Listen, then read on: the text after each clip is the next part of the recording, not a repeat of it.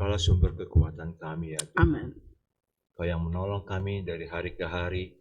Dan kami percaya Tuhan, kuasa firman Tuhan akan bekerja di tengah-tengah kami oleh kuasa Roh Kudus dan Kau berbicara bagi kami semua. Berkati kami Tuhan dengan urapan-Mu yang baru sehingga kami boleh mengerti firman Tuhan, dibukakan rahasia-rahasia firman Tuhan kepada kami semua. Dalam nama Tuhan Yesus kami berdoa. Amin. Amin. Ya, silakan duduk Bapak Ibu dan Saudara.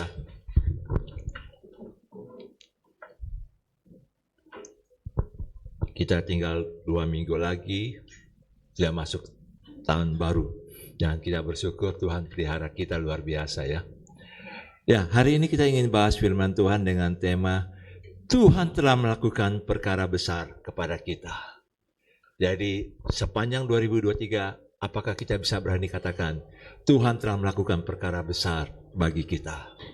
Karena ini sesuatu yang kita perlu terus hidupkan firman Tuhan ini, karena apapun yang terjadi dalam situasi yang kita alami, Tuhan telah melakukan perkara besar. Mari kita buka firman Tuhan dari Mazmur 126 ayat 1 sampai dengan ayat 6. Mazmur 126 ayat 1 sampai 6. Ini ayat yang dimana ada lagunya. Orang yang menabur dengan air mata akan menuai dengan bersorak-sorai. Orang yang berjalan maju dengan menangis sambil menabur benih pasti pulang dengan sorak-sorai. Mazmur 126 ayat 1 sampai dengan ayat 6. Demikian firman Tuhan. Nyanyian ziarah. Ketika Tuhan memulihkan keadaan Sion, keadaan kita seperti orang-orang yang bermimpi. Pada waktu itu mulut kita penuh dengan tertawa dan lidah kita dengan sorak-sorai. Pada waktu itu berkatalah orang di antara bangsa-bangsa. Jadi ini di luar bangsa Israel, orang-orang di luar bangsa Israel katakan Tuhan telah melakukan perkara besar kepada orang-orang ini. Jadi pada orang Israel pada saat itu. Dan memang dalam ayat 3 itu orang Israel sendiri yang katakan Tuhan telah melakukan perkara besar kepada kita, maka kita bersuka cita. Dalam ayat 4, pulihkanlah keadaan kami, ya Tuhan, seperti memulihkan batang air di tanah Negev. Orang-orang yang menabur dengan mencucurkan air mata akan menuai dengan bersorak-sorai. Orang yang berjalan maju dengan menangis sambil menabur benih pasti pulang dengan sorak-sorai sambil membawa berkas-berkasnya. Dalam ayat 2 dan ayat 3, dalam ayat 2 itu orang-orang di luar Israel bicara tentang Israel. Tuhan telah melakukan perkara besar kepada orang-orang ini. Jadi mereka sendiri yang orang di luar ini heran, kok luar biasa nih Tuhan bekerja di antara orang-orang percaya. Dan ayat 3, orang Israel sendiri, orang percaya sendiri yang katakan, memang Tuhan telah melakukan perkara besar. Bapak Ibu, situasinya tidak seperti mereka lagi sorak-sorai, lagi hebat, lagi jaya-jaya, enggak. Situasi yang dialami oleh bangsa Israel pada waktu itu, setelah mereka dibuang ke Babel menjadi budak, dan pada tahun 535 sebelum Masehi, Raja Kores dipimpin oleh Tuhan untuk mengembalikan bangsa Israel ke Yerusalem. Dan situasi saat itu mereka melihat tembok Yerusalem hancur, bait Allah sudah roboh, tidak ada lagi yang mereka banggakan pada saat itu, dan mereka begitu sedih. Dan Mazmur 126 ini ditulis untuk hal ini. Jadi apa yang ditulis dalam Mazmur 126 kok sepertinya berbeda dengan kenyataan. Sampai dibilang Tuhan telah melakukan perkara besar. Artinya sebenarnya bukan karena Tuhan sudah membuat tiba-tiba tembok itu berdiri, bait Allah itu tiba-tiba berdiri. Enggak, belum. Lagi hancur-hancurnya. Tapi yang ajaib, Tuhan membawa pulang bangsa Israel ke Yerusalem. Itu sungguh ajaib. Kenapa sungguh ajaib? Karena sebelum terjadi pembuangan itu, sebelum terjadi pengembalian bangsa Israel ke Yerusalem, Tuhan sudah suruh Nabi Yesaya bernubuat pada abad ke-7. Jadi 200 tahun sebelum itu terjadi. Tuhan sudah mengatakan kepada Yesaya untuk bernubuat dalam Yesaya 45 bahwa Tuhan akan memakai Raja Kores untuk membawa pulang bangsa Israel ke Yerusalem.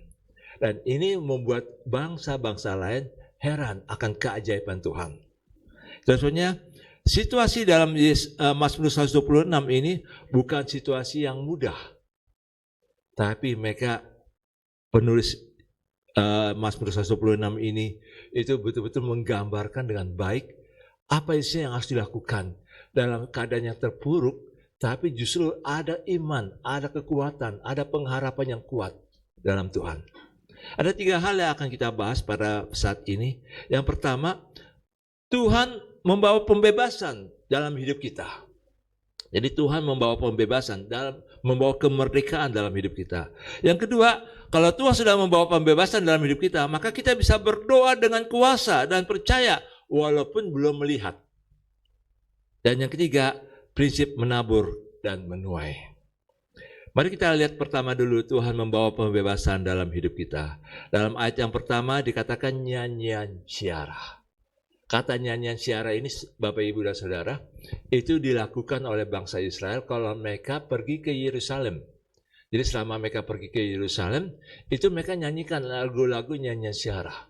Jadi mereka punya penuh pengharapan akan pertolongan Tuhan bagi bangsa Israel. Jadi setiap kali mau naik gunung ke Gunung Sion, mereka harus nyanyian syiarah ini. Dan ayat pertama dikatakan, ketika Tuhan memulihkan keadaan Sion, keadaan kita seperti orang-orang yang bermimpi. Sepertinya Tuhan memulihkan Yerusalem. Padahal bukan Yerusalem yang dipulihkan oleh Tuhan. Dalam terjemahan firman Allah yang hidup, dikatakan demikian. Ketika Tuhan membawa umatnya kembali ke Yerusalem dari tempat pembuangan, kita merasa seolah-olah sedang bermimpi.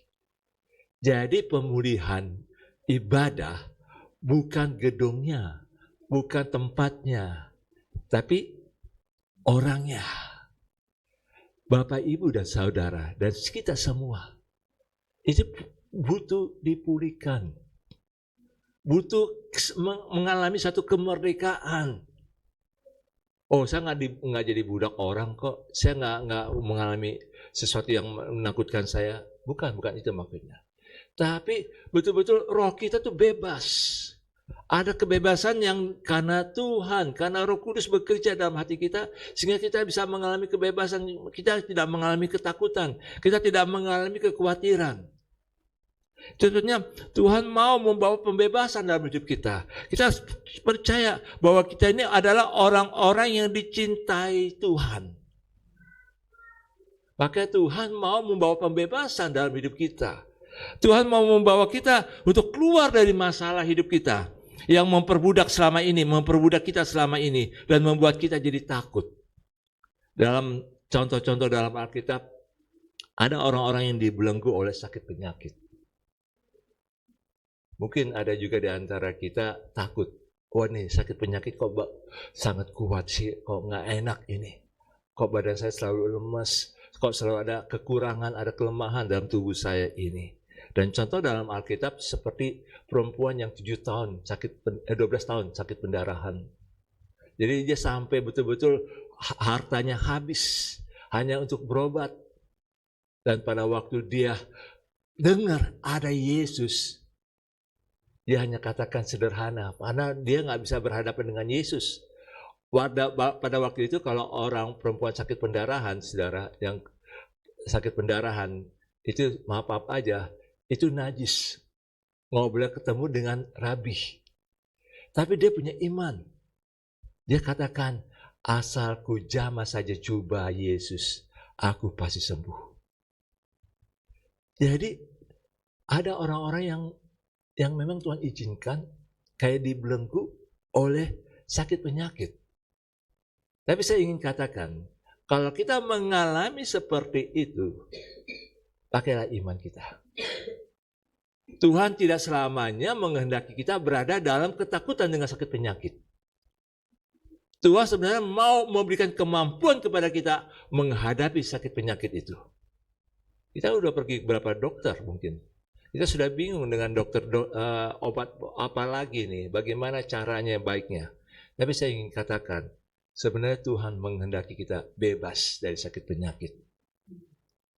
Jangan biarkan kita dibelenggu oleh sakit penyakit. Karena Tuhan mau tubuh kita nggak fokus, pikiran kita nggak fokus lagi pada sakit penyakit, tapi kita fokus kepada Tuhan yang sudah menyembuhkan kita. Nah, orang-orang seperti ini akan mengalami satu kemerdekaan, dia bebas. Setiap kita punya ada masalah-masalah, ada juga yang sakit penyakit, ada juga masalah keuangan.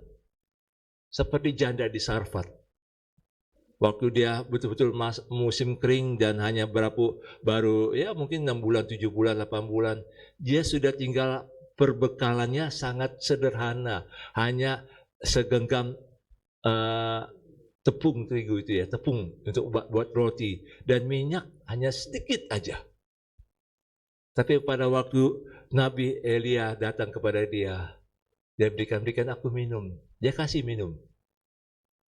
Tapi pada waktu bilang, berikan aku roti dulu. Wah, di situ dia bergumul, dia bergulat. Berikan nggak? Tapi pada waktu dia berikan dulu, karena dia tahu ini Nabi. Dia berikan kepada Nabi Elia dulu. Akhirnya selama 3 tahun itu, dia tidak kekurangan, dia tidak kelaparan. Ada orang-orang yang mengalami masalah-masalah keuangan. Ada. Sehingga apapun yang dia buat seperti nggak ada terobosan. Ada yang memang mungkin dia bisa dapat duit banyak. Tapi jangan lupa suatu saat ada mengalami masa-masa yang tidak mudah. Seperti yang terjadi di Vietnam ya. Ratu properti. Dia luar biasa. Kayanya luar biasa. Suaminya juga kaya di Hong Kong. Ini kaya di Vietnam. Tapi tiba-tiba terbongkar kejahatan dia. Dia korupsi sebanyak 191 triliun. Saya bayangkan itu 1 miliar aja udah besar ya. Ini 191 triliun. Hancur hidupnya. Kekayaan itu memang jadi ada rasa aman. Tapi jangan lupa, satu saat kekayaan itu hancur. Dan kalau kita mengalami seperti ini, jangan kita terbelenggu oleh kekayaan. Kita butuh uang. Kita butuh kekayaan. Kita butuh kenyamanan dalam kekayaan. Tapi jangan terbelenggu di situ. Karena suatu saat akan diambil dan habis. Nggak ada kekuatan lagi. Kekuatan kita hanya pada Yesus. Karena itu menjadi kekuatan kita. Makanya harus punya iman. Harus punya iman. Ada juga orang yang punya masalah seksual. Kayak Simpson. Ini mudah jatuh cinta Simpson ini. Jadi dia memang, ya kalau zaman sekarang Simpson mungkin suka ke mangga besar kali. Jadi pelanggan tetap kali. Dia suka kali itu happy di mangga besar. Tapi dia terbelenggu. Waktu akhirnya dia sadar, dia ditawan, matanya buta, akhirnya dia berseru kepada Tuhan di terakhir kalinya, dan dia bicara, Tuhan, berikan aku kekuatan kembali. Aku akan mengalahkan musuh-musuh ini. Dan dia robohkan tempat penyembahan berhala Filistin pada saat itu. Banyak orang-orang yang punya masalah-masalah. Ada yang punya masalah seksualitas, ada juga yang punya masalah tentang LGBT. Jangan salah saudara, ini Lot ini dan 2 putrinya itu juga sebenarnya terlibat dalam LGBT yang memang dia sesuai dengan tidak mudah yang dia alami. Ada juga yang dibelenggu dengan masalah rumah tangga, suami istri berantem terus. Yang menyedihkan kemarin ya, seorang suami karena kecewa sama istrinya dibunuh 4 anaknya. Waduh, sadis sekali tuh 4 anaknya, dari yang paling kecil dibekap satu persatu dan mati semua. Dan suaminya mungkin tulis pakai darah kali, belum tahu. Ya, thanks for all, Bunda. Ini gara-gara kamu, udah puas ya. Ya kalimatnya kayak gitulah. Sehingga itu menyedihkan sekali loh. Masalah rumah tangga tuh nggak enak loh saudara. Boleh hebat di luar, tapi kalau sudah sampai di rumah berantem terus, aduh, Lebih kalau Amsal bilang itu lebih tinggal di sotoh di atas. Jadi artinya itu sesuatu yang gak enak loh. Sampai di rumah lihat, wah pasangan kita berantem lagi. Kayak Tom and Jerry. Wah, gak enak sekali. Tapi Tuhan sebenarnya mau membebaskan kita. Asal ada kemerdekaan, saudara. Tuhan mau membebaskan kita. Kenapa? Karena Tuhan mau memulihkan Sion dalam rumah kita, dalam hidup kita. Biar kita juga mengalami kemerdekaan yang dari Tuhan. Kalau kita merasa ada belenggu-belenggu selama ini dalam hidup kita yang membuat kita ketakutan, biar kita berdoa, Tuhan, biar ada pembebasan dalam hidup saya. Saya dimerdekakan dari masalah-masalah saya ini. Saya dibebaskan dari ketakutan-ketakutan saya yang saya alami saat ini. Kita berdoa. Karena Tuhan sendiri sebenarnya mau memulihkan keadaan kita. Mau memulihkan Sion dalam hidup kita. Sehingga dia bertata dalam hidup kita. Ini yang pertama Bapak Ibu dan Saudara. Sehingga dengan demikian kita akan mengalami pembebasan dari Tuhan. Dikatakan dalam ayat 1, dikatakan demikian. Keadaan kita kalau Tuhan sudah pulihkan kita, keadaan kita akan berkata, kok kita ini seperti orang bermimpi ya. Nggak sangka ya saya mengalami seperti ini. Nggak sangka ya saya kok bisa kayak sembuh ya. Kok saya bisa keluar dari sakit penyakit. Kok saya bisa keluar dari masalah seksual.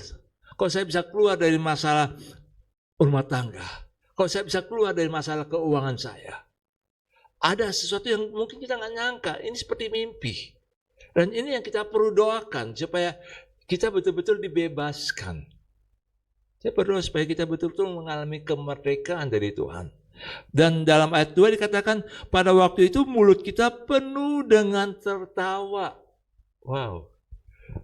Pernah bayangkan nggak kalau misalnya kita tiba-tiba lagi sedih, tiba-tiba ada pertolongan Tuhan, wow, langsung bisa, aduh, Tuhan terima kasih. Seperti video yang Ibu Leni kirim di WA grup GBI, itu orang yang berpikir dia seolah-olah bawa ayam, padahal bawa batu. Dan waktu anaknya disuruh pergi, dulu dia masak. Yang dimasak bukan ayam, yang batu yang dimasak. Yang direbus. Dan pada saat itu dia bilang, ayo kita menyembah Tuhan, menyembah Tuhan. Datanglah orang kaya. Disuruh oleh Tuhan, cari Mr. Johnson. Dia juga curiga nih, jangan-jangan ini ada penjahat ini yang mencoba menipu dia. Dan dia pastikan, betul nggak ini? Begitu dia bilang, iya saya sendiri Mr. Johnson. Orang kaya itu kembali ke mobil, bawa sekeranjang makanan, dan ada sekepok uang. Wah, waktu dibuka, yang pertama yang dilihat di bungkusan makanan itu, ayam yang sangat besar. Itu yang buat orang tertawa, bersuka cita. Bapak Ibu, tidak selamanya kita sedih loh. Tidak selamanya kita berada dalam masalah demi masalah yang ada tiap-tiap hari. Kita harus punya keyakinan bahwa Tuhan mau pulihkan kita. Tuhan mau membebaskan kita. Sehingga kita bisa tertawa, mulut kita penuh dengan tertawa. Dan lidah kita dengan sorak-sorai. Dalam firman Allah yang hidup, dalam terjemahan firman Allah yang hidup dikatakan, kita bersorak-sorai dan bernyanyi-nyanyi karena sukacita. Makanya kita tetap bersukacita. Kalau lagi sedih, bisa nggak kita nyanyi ya? Kalau lagi ada masalah, bisa nggak kita nyanyi? Coba kita nyanyi, belajar nyanyi. Saya ingat film-film dulu dari Amerika itu, orang-orang yang kulit hitam yang jadi budak. Mereka tuh waktu dalam perbudakan, mereka tetap bernyanyi. Waktu dalam di rumah tempat tinggal mereka yang memang kayak kandang gitulah. Mereka tetap nyanyi, makanya orang-orang yang kulit hitam itu suaranya bagus. Karena kenapa? Karena waktu mereka dalam kesedihan, mereka bernyanyi. Bapak Ibu, ada satu kuasa Tuhan loh kalau bekerja. Kalau kita sedang mengalami masalah, bernyanyi memuji Tuhan. bernyanyi memuji Tuhan. Nyanyi aja, mungkin nyanyi untuk menghibur diri ya nggak apa-apa. Tapi ada nyanyian rohani yang memang kita bisa agungkan, naikkan. Dan nanti Tuhan membawa kebebasan, kemerdekaan dari ketakutan.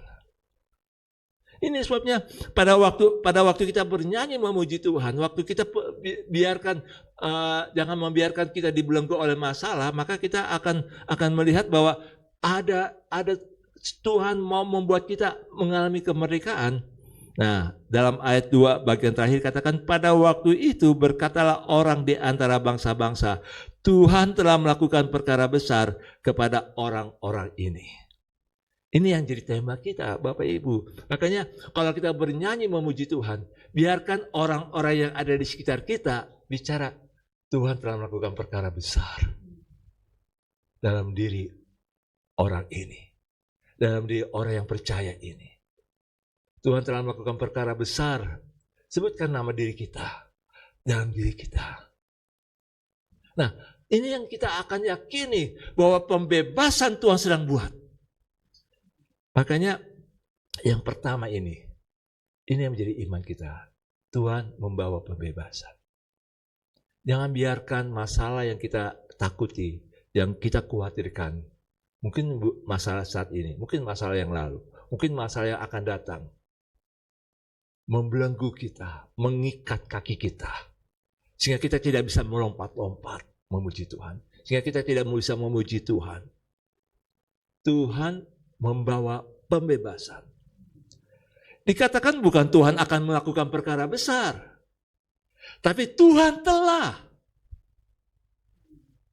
Jadi Tuhan telah membebaskan. Jadi artinya Bapak Ibu, kita bernyanyi memuji Tuhan karena bukan saya berharap Tuhan tolong, enggak. Tuhan sudah dan terus akan melakukan perkara besar. Jadi perkara besar itu bukan berarti kita sudah betul-betul kita wah hebat, udah kaya, udah berhasil, bukan di situ. Tapi Tuhan sudah melakukan perkara ajaib yang kita tidak pernah pikirkan. Bapak Ibu dan Saudara, tidakkah kita sadar sebenarnya sebelum masalah itu terjadi, Tuhan sudah siapkan pertolongan bagi kita. Entah itu melalui orang lain, Tuhan sudah gerakan orang lain. Minimal orang itu Tuhan sudah gerakan, doakan ini. Doakan si A. Doakan Ibu Antin. Doakan Ibu Lim, nah, misalnya. Doakan. Ada orang-orang yang Tuhan gerakan kok. Atau mungkin juga orang yang belum percaya kepada Yesus. Tapi tiba-tiba Tuhan suruh orang itu bawa makanan. Ada. Jadi sebelum masalah itu terjadi, sebenarnya Tuhan sudah memberikan pertolongan. Tuhan sudah memberikan jalan keluar. Makanya ini yang kita yakini, bahwa kita ini adalah orang-orang yang dikasihi oleh Tuhan. Jangan kayak waktu bangsa Israel keluar dari Mesir ya. Udah Tuhan buat melakukan perkara-perkara ajaib, tapi mereka tetap bersungut-sungut. Ini yang membuat kita harus semakin kuat di dalam Tuhan. Yang kedua, kita harus berdoa dengan kuasa dan percaya walaupun belum melihat. Jadi kita harus berdoa. Kalau kita jadi orang-orang yang sudah dibebaskan oleh Tuhan, kita harus berdoa dengan kuasa, bukan mohon-mohon lagi, bukan Tuhan tolonglah saya, Tuhan minta belas kasihan daripadamu, jangan. Tapi harus dengan kuasa. Karena Tuhan sudah melakukan perkara besar, maka kita bisa minta kepada Tuhan hal-hal yang besar. Maka yang dikatakan di sini dalam ayat 4 dikatakan demikian. Pulihkanlah keadaan kami itu ya Tuhan, seperti memulihkan batang air kering di tanah Negev. Jadi pulihkanlah. Jadi enggak Tuhan tolonglah Tuhan, saya mohon pulihkan saya. Enggak. Beda kan? Kalau dikatakan pulihkanlah kami ya Tuhan, kembalikan keadaan kami seperti dulu, biar ini saya boleh tetap sehat misalnya. Pulihkan keadaan kami, berarti pulihkan keadaan saya supaya tetap sehat Tuhan. Pulihkan saya supaya saya bebas dari hutang. Pulihkan saya dari bebas dari ketakutan. Pulihkan kami sebagai suami istri yang memang jadi rukun, bisa saling mencintai. Pulihkan orang tua, hubungan orang tua dan anak. Nah, itu perlu didoakan. Perlu didoakan, dan doanya harus penuh dengan kuasa. Jadi kuasa itu harus ada iman, walaupun belum melihat. Dikatakan seperti apa? Seperti memulihkan batang air kering di tanah Negev. Jadi tanah Negev itu padang gurun itu Bapak Ibu. Padang gurun dan padang gunung batu. Dan di sana ada padang pasir di sebelah selatan Israel dan tandus.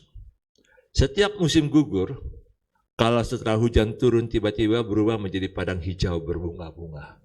Dan batang-batang air yang biasanya kering itu penuh dengan air yang mengalir dengan derasnya.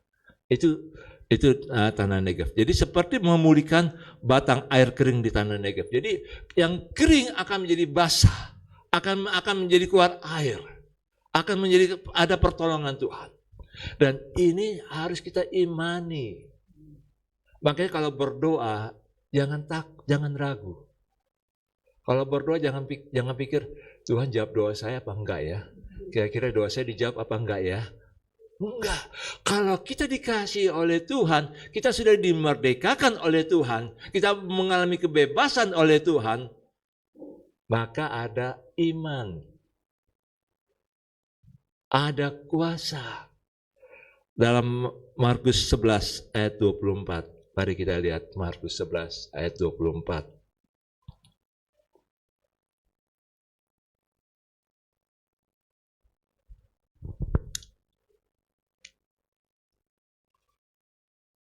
Markus 11 ayat 24. Firman Tuhan berbunyi demikian, kata Tuhan Yesus kepada murid-murid pada saat itu. Karena itu aku berkata kepadamu, apa saja, kata-kata apa? Yang kamu minta dan doakan. Yesus lanjutkan dengan kata, percayalah bahwa kamu telah menerimanya. Maka hal itu akan diberikan kepadamu. Wow, ini Tuhan mau mengajak kita. Apa saja yang kamu minta dan doakan, percayalah. Jadi ada sesuatu yang Tuhan mau kita punya iman. Yang penting kita sudah dibebaskan dulu. Kemerdekaan yang dari Tuhan.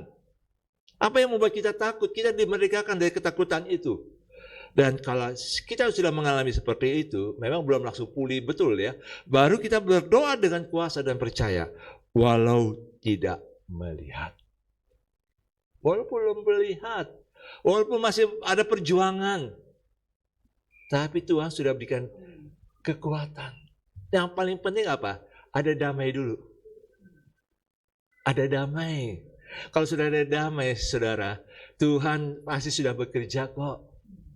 Kalau sudah ada damai sejahtera dalam hidup kita, sebenarnya kita harus berdoa dengan iman. Karena hal ini menjadi tantangan bagi kita. Jangan mau diintimidasi oleh iblis dalam pikiran kita. Doamu belum dijawab, doamu, kata-katamu belum tepat. Engkau masih berdosa. Memang kita berdosa. Siapa di antara kita yang tidak berbuat dosa? Tapi Tuhan sudah mengampuni dosa kita. Kayu salib. Makanya Bapak, Ibu, dan Saudara, kita harus punya iman. Dan kalau kita berdoa dengan iman, kita berdoanya dengan kuasa. Makanya apa saja yang kita minta dan doakan, percayalah bahwa kamu telah menerimanya. Jadi bukan akan menerimanya, tapi dikatakan telah menerimanya. Lagi dalam perjalanan kiriman paketnya. Kadang-kadang kalau kita lihat di marketplace itu, di online, lagi dalam prosesnya 3 hari, udah 3 hari, dibatalkan. Kadang-kadang jengkel juga. Udah kita harap bisa datang berapa hari, dibatalkan. Saya ngalami kayak gitu berapa hari lalu. Sudah cari yang lain lagi. Tunggu lagi, masih lama. Kadang-kadang seperti itu. Tapi kalau firman Tuhan katakan, kamu telah menerimanya. Artinya, imani aja apa yang Tuhan bilang. Karena apa yang sudah tersedia di surga, itu butuh waktu untuk prosesnya sampai dalam kenyataan sehari-hari dalam hidup kita. Kalau kita sudah ada damai sejahtera dalam hidup kita, setelah kita berdoa, percayalah Tuhan bekerja. Ini sesuatu yang memang tidak mudah, walaupun belum melihatnya. Ini yang kita harus imani, berdoa terus, berdoa. Dan Tuhan pasti menolong. Yang ketiga, kalau kita sudah tahu bahwa Tuhan sudah membebaskan kita, kita tahu bahwa kita punya kuasa dalam berdoa juga, dan kita imani bahwa Tuhan telah terus bekerja. Yang ketiga, jangan lupa prinsip menabur dan menuai. Jadi harus ada menabur dan menuai. Karena dalam firman Tuhan, dalam ayat 5 dan ayat 6 dari Mazmur 126 ini, orang-orang yang menabur dengan mencucurkan air mata akan menuai dengan bersorak-sorai. Orang yang berjalan maju dengan menangis sambil menabur benih pasti pulang dengan sorak-sorai sambil membawa berkas-berkasnya. Jadi waktu pulang mereka nggak tahu bagaimana ini pertanian mereka nggak tahu ini subur apa tidak tanah mereka. Tapi mereka imani bahwa harus menabur. Dan pada saat itu, waktu mereka menabur, menaruh benih, mereka sambil berharap pada Tuhan, sambil berdoa, dan sambil ada air mata yang turun ke benih itu. Dan mereka betul-betul mengalami. Makanya menabur dan menuai itu satu prinsip, satu hukum yang memang berlaku bagi kita kalau kita ingin mengalami perbuatan Tuhan yang besar dalam hidup kita. Menabur dan menuai. Saya ingat cerita dalam Alkitab yaitu tentang seorang perempuan yang bernama Dorcas. Dalam bahasa Yunani dipanggil Tabitha. Makanya itu ada yang kalau kedukaan ada Tabitha. Karena memang Tabitha itu seorang perempuan yang luar biasa. Dia mengasihi banyak ibu-ibu, banyak orang. Dia hanya kelebihan dia adalah tukang jahit. Jadi setiap hari dia bikin baju, dia jahit baju, dia kasih orang. Dan banyak orang yang diberkati melalui dia. Dan suatu sekali dia sakit dan mati. Dan orang-orang di sana, yang di sekitar dia, yang pernah dia tolong, menangis. Sungguh-sungguh menangis karena sedih. Orang yang berbuat baik kok bisa mati, tinggalkan mereka. Dan mereka ingat ada Petrus di kota Lida, di sekitar mereka. Mereka panggil Petrus. Petrus tolonglah segera datang. Dan Petrus datang segera. Waktu Petrus datang, mereka tunjukin, ini Pak Petrus ini Pak Petrus ini dibuat oleh Dorcas ini dibuat Dorcas nih, ini lihat nih, dia baik, sampai nangis. Dan Petrus akhirnya bilang gini, sekarang kalian keluar dulu, saya berdoa. Dan bangkit. Dari cerita ini, dari kesaksian ini Bapak Ibu, kita harus berani menabur, menolong orang lain. Menabur kebaikan. Menabur kebaikan. Pada saat kita menabur kebaikan kepada orang lain, percayalah, pada waktu kita lagi mengalami masa-masa yang sulit, orang-orang itu yang akan tolong kita. Kita tidak ditinggalkan sendirian. Karena situasi-situasi yang memang ke depan ini, hari Minggu lalu saya ada sempat sampaikan di sini, Tuhan taruh di hati saya, yaitu tentang bencana. Kita tidak tahu apa yang terjadi, dan memang banyak sekali. Kemarin, 2 hari lalu, Gunung Salak, gempa bumi, bukan meletus ya. Gunung Salak, dekat loh dengan kita, walaupun masih 4,4 skala Richter, tapi di daerah Cipete, Bu Lim, dekat rumah Pak Anda, ada 38 rumah yang rusak. Tapi Pak Anda nggak apa-apa. Artinya, itu dekat loh. Gunung Salak, bukan di laut ya, bukan di laut selatan ya, Tapi ini Gunung Salak loh, dekat sekali dengan Jakarta. Memang Jakarta nggak rasa apa-apa, tapi di sana mereka rasa karena cukup banyak bergetar. Artinya Bapak Ibu, kalau kita banyak menabur dan menuai, kita jangan takut, pasti ada Tuhan tolong kita. Kita harus berani melakukan melakukan pertolongan kepada orang lain. Kita melakukan kebaikan kepada orang lain. Menabur. Kalau kita dibuat jahat, ya nggak apa-apa. Tapi yang penting bagi kita adalah menabur dulu. Perhatikan orang lain. Mari kita doakan orang lain. Orang lagi susah, kita tolong, kita doakan.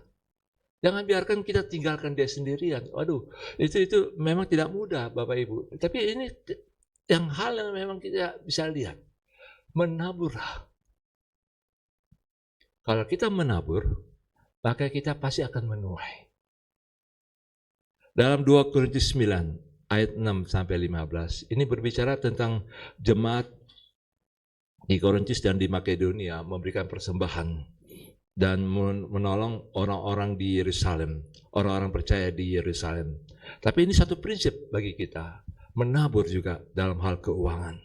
Dikatakan demikian, camkanlah ini, orang yang menabur sedikit akan menuai sedikit juga. Dan orang yang menabur banyak akan menuai banyak juga. Jadi kalau kita menabur sedikit, kita akan menuai sedikit. Orang yang menabur banyak akan menuai banyak juga. Ayat 7. Hendaklah masing-masing memberikan menurut keleraan hatinya. Jangan dengan sedih hati atau karena paksaan. Sebab Allah mengasihi orang yang memberi dengan sukacita. Jadi harus ada tabur. Dan Allah sanggup melimpahkan segala kasih karunia kepada kamu, supaya kamu senantiasa berkecukupan di dalam segala sesuatu, malah berkelebihan di dalam berbagai kebajikan. Jadi kalau kita menabur, jangan kita pikir, waduh saya kekurangan. Jangan. Harus punya iman bahwa Allah akan melimpahkan segala kasih karunia. Jadi kalau saudara memberikan persembahan, memberikan apapun, harus punya iman. Harus ada keleraan dan punya iman. Seperti tadi dalam Mazmur 126, Tuhan aku menabur, aku tahu, aku percaya kepadamu. Kau sanggup akan melakukan. Jadi pada waktu kita memberi, kita harus percaya bahwa Tuhan sanggup melimpahkan segala kasih karunia kepada kita. Dan supaya kita senantiasa berkecukupan. Saya tidak pernah melihat orang-orang yang setia dalam memberikan menabur hal keuangan pada pekerjaan Tuhan. Saya tidak pernah melihat itu mereka akan jadi pengemis. Tidak akan jadi pengemis. Nggak akan minta belas kasihan dengan orang. Dan dia akan ditolong oleh Tuhan. Selalu berkecukupan dalam segala sesuatu. Dan malah berkelebihan. Dalam ayat 9. Seperti ada tertulis, ia membagi-bagikan, ia memberi kepada orang miskin, kebenarannya tetap untuk selamanya. Nah ayat 10. Ia yang menyediakan benih bagi penabur dan roti untuk dimakan. Ia juga akan menyediakan benih bagi kamu dan melipat gandakannya dan menumbuhkan buah-buah kebenaran. Jadi ayat 10, Tuhan menyediakan benih. Jadi kalau kita sebagai penabur, kita harus percaya semua berkat yang kita terima bukan untuk kita makan sendiri, tapi harus ada jadi benih. Petani, kemarin waktu di Garut, saya tanya sama anak muda yang jadi petani, dia bilang, memang banyak Pak, kentang itu berlipat kali ganda, banyak sekali. Jadi 17 karung, sekarang jadi 29 karung. Wow, banyak sekali. Tapi lebih banyak kentang-kentang yang kecil, itu akan jadi benih. Jadi tidak semuanya dijual, ada jadi benih. Jadi benihnya lebih untung dong kamu. Iya, lebih untung. Karena benih itu juga mahal. Dia bilang itu benih itu juga mahal. Kalau dia beli benihnya mahal juga.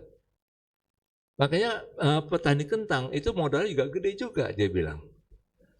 Nah, saya baru mengerti, oh ya, berarti apapun yang kita terima dari Tuhan, pasti nggak cukup lah untuk kehidupan kita sehari-hari.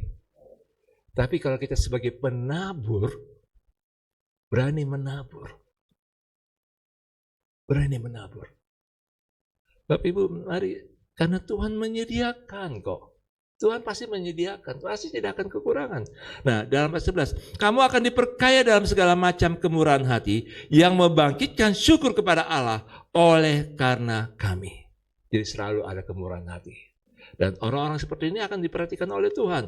Dalam ayat 12, sebab pelayanan kasih yang berisi pemberian ini bukan hanya mencukupkan keperluan-keperluan orang-orang kudus, tapi juga melimpahkan ucapan syukur kepada Allah. Jadi bukan berbicara hal-hal seperti ini, tapi memang ada ucapan syukur kepada Allah. Dan oleh sebab kamu telah tahan uji dalam pelayanan itu. Jadi kalau saudara menabur dengan uang saudara, saudara betul-betul dilihat oleh Tuhan, tahan uji.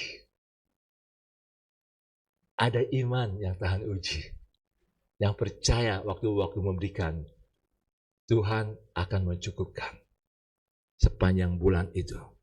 Dan mereka memuliakan Allah karena ketaatan kamu dalam pengakuan akan Injil Kristus. Dan karena kemurahan hatimu dalam membagikan segala sesuatu dengan mereka dan dengan semua orang. Sedangkan di dalam doa mereka juga merindukan kamu oleh karena kasih karunia Allah yang melimpah di atas kamu. Syukur kepada Allah karena karunia-Nya yang tak terkatakan itu. Jadi ada rasa syukur. Orang yang memberi pun juga, kalau kita memberi pun juga rasa senang. Kalau uang yang kita pakai itu dipakai dengan baik. Makanya jangan melihat kebutuhan kita lebih besar. Apapun yang kita terima, ada yang kita tabur. Ada yang kita tabur. Kalau saya bicara soal perpuluhan untuk gereja, bukan karena gereja butuh perpuluhan. Tapi itu saudara butuh perlindungan Tuhan atas keuangan saudara. Karena waktu kita memberikan perpuluhan, bukan karena apa yang kita dapat disucikan dari perpuluhan itu. Enggak. Yang disucikan apa? Bukan uangnya, hati kita. Beda. Hati kita yang disucikan oleh Tuhan, melalui kita berikan perpuluhan.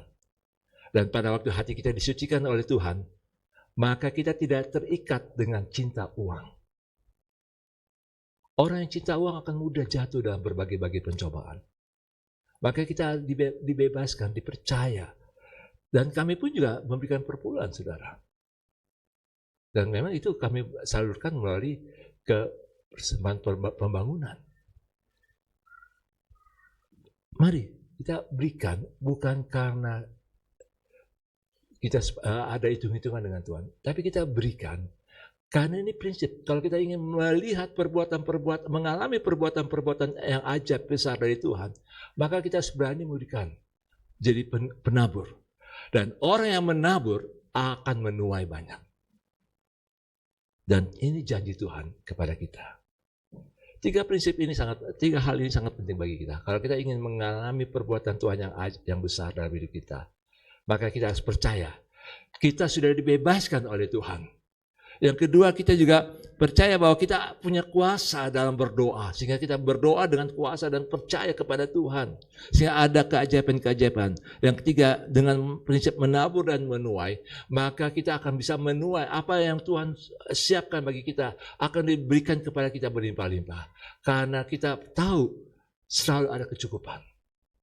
Bencana boleh terjadi, tapi Tuhan tetap pelihara kita. Mari kita berdoa.